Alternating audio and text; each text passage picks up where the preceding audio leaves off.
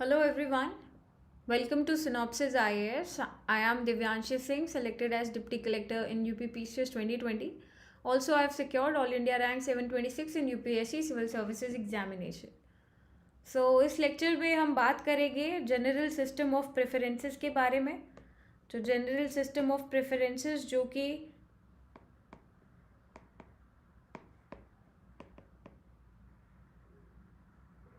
preferential trade agreement है which is extended by developed countries like USA to countries which are developing to countries which are poor, right? तो इसके बारे में बात करेंगे हम.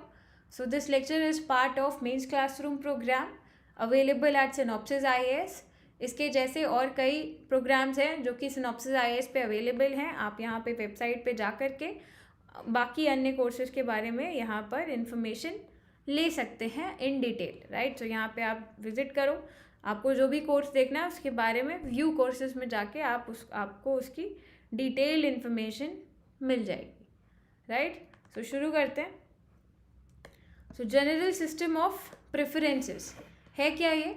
It is a preferential tariff system जो कि एक्सटेंड कौन करता है? Which is given by developed countries to the developing countries,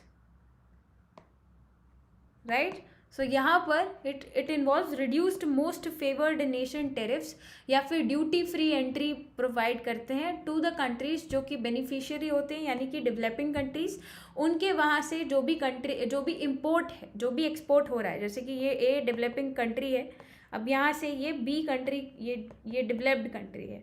सो यहाँ पर अगर कुछ गुड्स का एक्सपोर्ट हो रहा है, यहाँ से यहाँ जा रहा है, तो यहाँ पर कम ट्रेड बैरियर्स होंगे. जो ट्रेड बैरियर्स होंगे, right, these trade barriers would be less. So यहाँ पे जो ड्यूटीज़ हैं, टेरिफ्स हैं, वो कम लगाए जाएंगे. एंड उसके बाद ये नॉन रेसिप्रोकल बेसिस पे होंगे. मतलब अगर डेवलप्ड कंट्री टेरिफ बैरियर्स कम कर रहे हैं तो इसका मतलब ये नहीं है कि डेवलपिंग कंट्रीज़ को भी उसके उसमें बिहाफ पे उसके रेसिप्रोकल में यहाँ पर डेवलपिंग कंट्रीज़ को अपने टेरिफ बैरियर कम करने की ज़रूरत नहीं है. So it is kind of a non reciprocal preferential trade agreement, right? Preferential tariff system. So यहाँ पर United States of America, right, that actually gives this benefit to several developing countries and India was also part of it. तो यहाँ पर क्या होता था? Market access अगर चाहिए तो मार्केट एक्सेस आसानी से मिल जाता है क्योंकि टेरिफ बैरियर्स कम होंगे. उसके अलावा टेरिफ रिडक्शंस भी होता था, राइट? सो ये यहाँ पर आपके जनरल सिस्टम ऑफ प्रेफरेंसेस के फीचर्स हैं.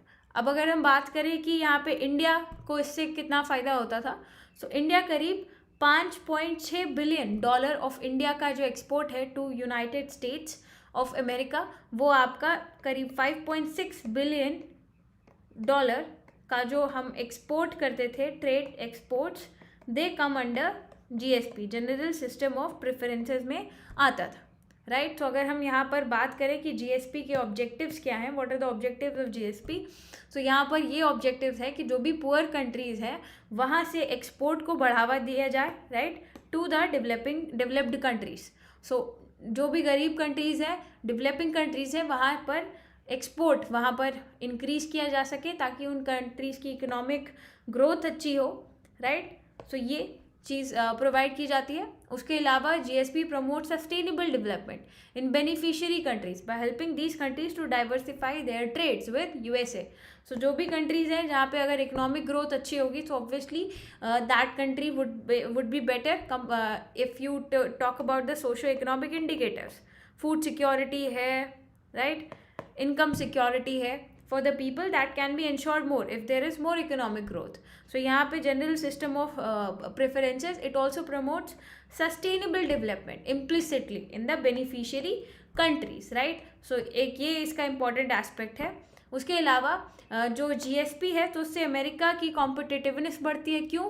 क्योंकि यहाँ पर जो भी आप डेवलपिंग कंट्रीज से रॉ मटेरियल के फॉर्म में ही ज़्यादातर इम्पोर्ट्स होते हैं अमेरिका में. सो ये रॉ मटेरियल पे अगर कम टेरिफ लगा होगा, सो ऑब्वियसली जो अमेरिका में मैन्युफैक्चरिंग इंडस्ट्रीज़ है उनको ये रॉ मटेरियल चीप पे मिल जाएगा. So again it will improve their competitiveness, right. तो ये अमेरिका के फ़ायदे के में भी है, राइट। सो अगर हम बात करें कि क्या क्या प्रोडक्ट्स हैं जो कि कवर्ड हैं जनरल सिस्टम ऑफ प्रेफरेंसेस में, so products like your jewelry, gems, chemical, textile, engineering, right, are among the Indian industrial sectors which are covered. उसके अलावा meat, animal husbandry, fisheries, handicraft products, these are some of the sectors or products which are covered under general system of preferences.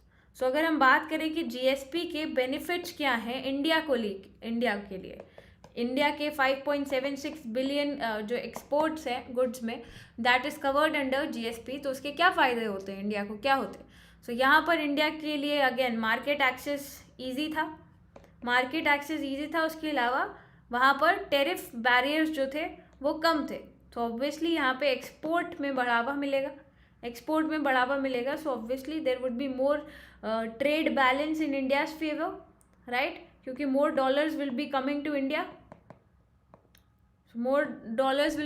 India, तो उससे क्या होगा, rupee की value strengthen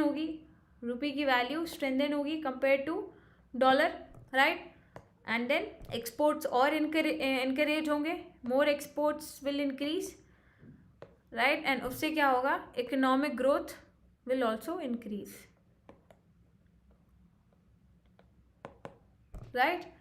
so that is the case.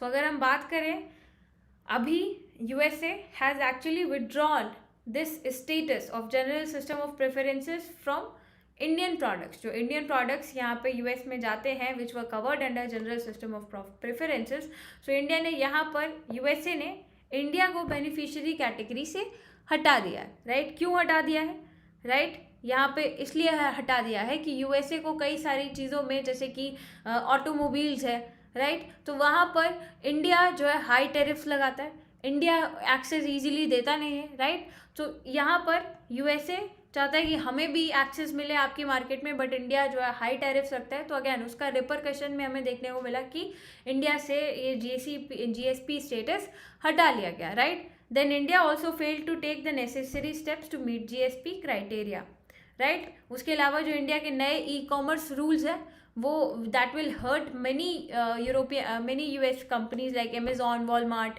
Right. तो ये e-commerce rules are also not in favour of these companies, right. तो India पे pressure बनाने के लिए कि आप जो है अपने ई-कॉमर्स रूल्स वगैरह को हमारी कंपनीज की लाइन में रखो ताकि इनको फ़ायदा हो, बट इंडिया ने ऐसा किया नहीं, तो ऑब्वियसली उसका रिपरकशन तो देखने को मिलेगा, राइट।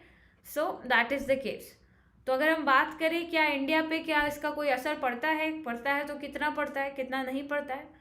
सो अगर हम GSP विड्रॉल की बात करें तो ज़्यादातर इंडिया के जो 90% प्रोडक्ट्स इंडिया एक्सपोर्ट करता था USA को, वो आपके नॉर्मल टेरिफ के अंडर में ही आते थे, यानी कि उस पर नॉर्मल टेरिफ ही लगता था, राइट।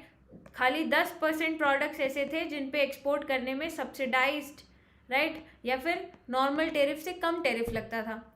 सो अगेन आपने निकाल दिया, अगर ये स्टेटस हटा दिया तो 10% पे ही तो फ़र्क पड़ेगा, एंड 10% इतना सिग्निफिकेंट नहीं होता, right.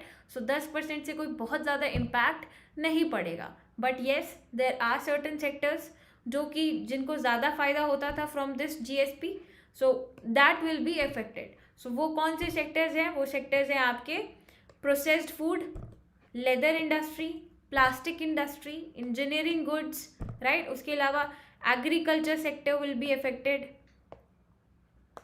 Right, agriculture will be affected. अगर ये स्टेटस हटाने के बाद agriculture will also be affected, right. Then India predominantly export क्या करता है USA को, ज़्यादातर intermediate and semi manufactured goods को एक्सपोर्ट करता है to United States under GSP, right, and the same may help in cost effectiveness and price competitiveness of American downstream industry. So obviously American industries को raw material जो है वो cheap में मिलेगा, so obviously that will increase their competitiveness. तो अगर यहाँ पर इस तरीके से GSP में कम प्रोडक्ट्स होंगे या GSP का स्टेटस आप इंडिया से हटा लोगे, सो ऑब्वियसली यहाँ पर क्या होगा, इन अमेरिकन कंपनीज के लिए भी रॉ मटेरियल की कॉस्ट बढ़ जाएगी, right. So again their competitiveness might not be so high, but again competitiveness उनकी टेक्नोलॉजी पे भी डिपेंड करती है, उनके इन्वेस्टमेंट पे भी डिपेंड करती है. सो वी कांट से कि जीएसपी हटा लेने से अमेरिकन फर्म्स की कॉम्पिटिटिवनेस इम्पैक्ट हो जाएगी. ऑब्वियसली यहाँ पर उनको आसान अगर जीएसपी रहता तो उनको कम सस्ते में प्रोडक्ट्स मिल जाते थे, राइट. तो ये उनके लिए एक एडवांटेज था. बट देन अगैन अगर आप हटा भी लेते हो तो obviously those companies have very huge turnover. These are all MNCs, right? So they have huge investment capacity, they have good technology and innovation culture है वहाँ पे. So obviously ऐसा कोई खास impact नहीं पड़ेगा. So अगर यहाँ पे हम बात करें कि जीएसपी के विड्रॉल से इंडिया को कोई खास फर्क पड़ा है, तो नहीं, इंडिया को कोई खास फर्क नहीं पड़ा है.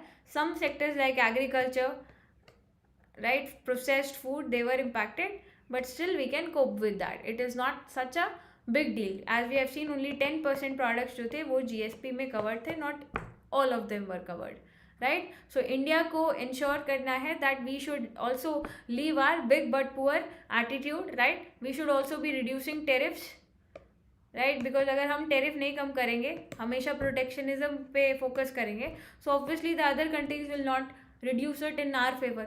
सो अगैन यहाँ पे ट्रेड जो है वो इंटरकनेक्टेडनेस विल बी इम्पैक्टेड, और फिर उसका इकोनॉमिक ग्रोथ पे भी इम्पैक्ट देखने को मिलता है, right. Bilateral trade between two countries will obviously decrease अगर प्रोटेक्शनिज्म ज़्यादा होगा, राइट. तो यहाँ पे इंडिया को क्या देखना है? इंडिया को देखना है कि how better we can negotiate with the countries like USA in our favor, right, and also give some concessions so that the other country is also comfortable while dealing with India, right. So India should be focusing on such measures, right. So this was it for this class. Thank you everyone.